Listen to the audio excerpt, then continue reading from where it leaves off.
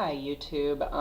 I had some ideas rattling around in my head, and I wanted to go ahead and get it off my chest. It's an unpopular subject matter, and my opinion is likely to be even less popular. The subject being rape and rape culture and its current prevalence in society and our media. Um, Rape culture, as feminists portray it, does not exist. When applied to the phenomenon of man on man rape in prison, yes, this is a phenomenon that's very real, without a doubt. However, when you apply the term rape culture to women in the context of our normal day to day society, it's not just misleading and inaccurate. It blatantly ignores the objective facts about rape statistics and also the nature of our culture and everything that we believe in. RAINN, the Rape, Abuse, and Incest National Network, has gone on record rejecting the idea that in Western society we exist within some sort of a rape culture. Not only is rape illegal, but to say that it's socially ostracized is an understatement. Let's be real. Nobody likes rape. There's no such thing as a rape apologist. Nobody within their right mind takes rape lightly. Nobody in their right mind blames a victim for a rape. If this is happening in society, I have yet to see it, because what I see is a culture that abhors, that hates rape, and suggests that we take it lightly, or that we victim blame, or that we rape apologize. It's not giving us enough credit as a society, as a culture. It's inaccurate, and it's insulting. Nobody likes rape.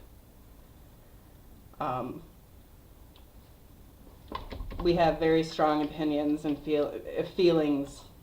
The feelings evoked around this subject are very strong. And in many cases, even if the accuser later recants her claim, there's still a significant chance that the defendant will face considerable doubt and scrutiny as to his innocence. Even in cases where video surfaces exonerating the defendant of any wrongdoing, he still won't be impervious to speculation that perhaps he's guilty after all. Rape survivors and various feminists will rationalize maybe she recanted because she was afraid. Maybe the video doesn't show the whole story. And it is a most irrational brand of rationalization, but one that women can and do get away with. And historically, how do we as women get away with this rationalization? Because throughout much of our civilization, we've been considered to be immune to criticism of illogical thought patterns. Don't you call a woman hysterical. Don't call her irrational. Thought patterns, or in some cases behavior, which is an instinctually emotional reaction to an imagined stimulus, which may cross the threshold of verbal or physical aggression.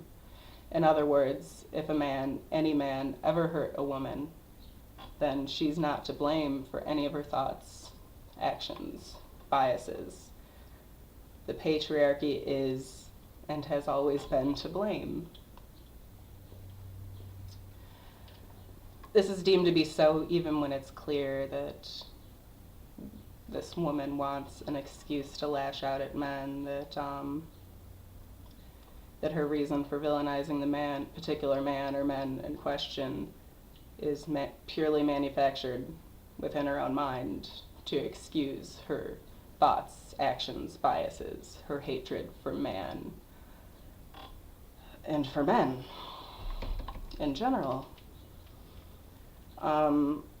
Feminists are well aware of this societal tendency to let women get away with perhaps a little bit too much because they're women.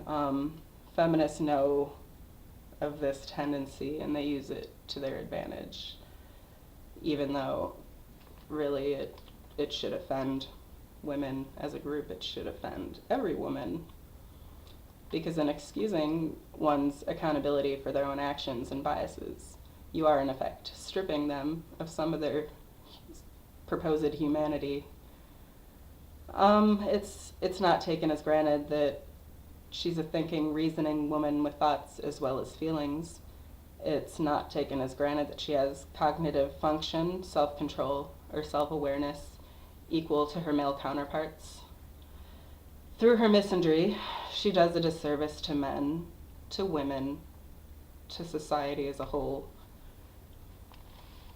And this female tendency to unite as sisters in the face of an imaginary adversary, it was especially puzzling and alarming in the recent case of Elliot Rodger, the mass murderer who took the lives of 5 college students in April of this year, stabbing to death 3 young men before fatally shooting 2 young women. And within days of this incident, an article surfaced from a certain oligarchy from the Daily Kos. And in his article, Mr. Garkey draws a puzzling connection between the heinous actions of Elliot Rodger and the men's rights movement. And while the connection is almost laughable in its absurdity to anyone with any demonstrable critical thinking skills, and let me clarify for the record, I am not an MRA, I am a non-biased observer in this case. And yet this connection between Rodger and the MRA has gained a lot of traction, enough to become accepted as fact by the mainstream media and by much of the general public. And in the media, it remains nearly unchallenged. Not entirely, but nearly unchallenged. Very one-sided in the media, especially considering how ridiculous of an unsubstantiated claim it is. It's hard to imagine why anybody would accept this unsubstantiated claim that Rodger, a man with deep-seated psychological disturbances who seemed to hate men more than he hated women, was somehow sympathetic to the cause of a movement whose goals include resources and networking for men who are or have been victims of domestic violence, custody disputes, sexual violence, false rape accusations, etc.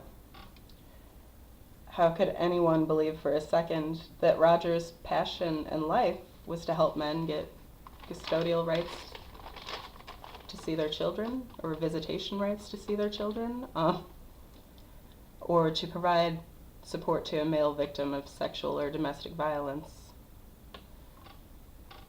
When we speak of Elliot Rodger, we're talking about a man who seemed to have a very difficult time regarding other persons of either gender as fellow human beings. For him, the differences between the two genders being that for Rodger, women were pretty two-dimensional objects to carefully place atop a pedestal, whereas men were two-dimensional adversaries, stealing all the attractive blonde women from more worthy men in his eyes, men like him. He was not only wealthy, and by most accounts very spoiled, he also suffered mental illness, which, for whatever reason, the feminist media seems to dispute, as if his only mental illness was misogyny. There's no argument on earth that can make a rational, objective observer believe that this was a man who cared about men, mostly lower and middle class men with, relatively mundane lives. That this man cared about those men even as much as, let alone more than, women. From everything we know about this man, he cared about one person, Elliot Rodger. And this connection between his actions and the MRA is not just absurd, it's irresponsible, and it's It's morally reprehensible. Why then was this connection ever drawn to begin with? Well, it turns out that you could kind of link Mr. Roger to the MRA if you wanted to remove it from reality a few times. Mr. Garkey, in his article, claims that the shooter had been subscribed to MRA YouTube channels, which he was not. This has been debunked, although it's one of those myths that still persists on the internet to this day, thoroughly debunked. Not subscribed to MRA YouTube channels, nor PUA. However, he was at one point associated with an anti-PUA movement, or community of some sort. And PUA, of course, pickup artists have nothing to do with men's rights to begin with. So it's really how far removed this situation is from men's rights. There's no logical connection whatsoever. And anybody can see it, and yet this myth persists. It's clear that this tragic event that took the lives of 5 college students, 3 men, 2 women, has been hijacked by Mr. Garkey and the feminist cause. They've managed to make us forget all about the 3 men who were stabbed to death in order to focus solely on the 2 women. And furthermore, they attempt to silence any mention of this strange fact with accusations of misogyny.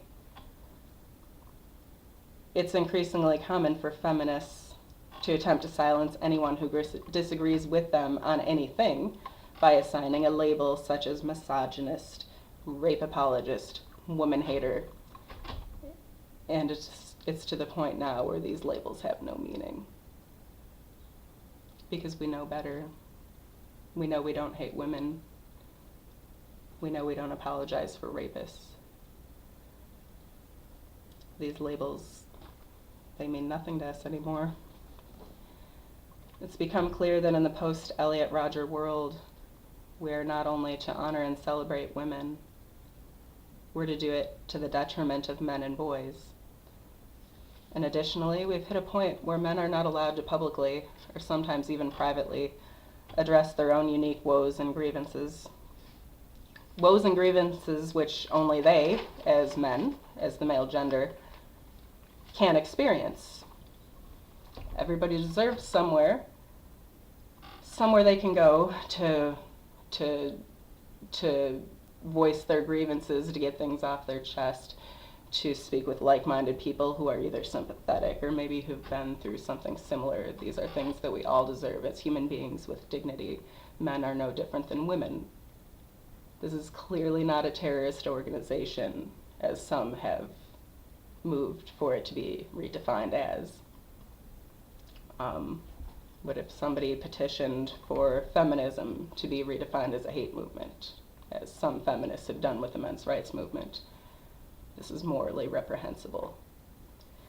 How dare we, as a society, condemn men for associating with a group of people who either can help them through a uniquely male issue or provide emotional or social support while they go through the issue.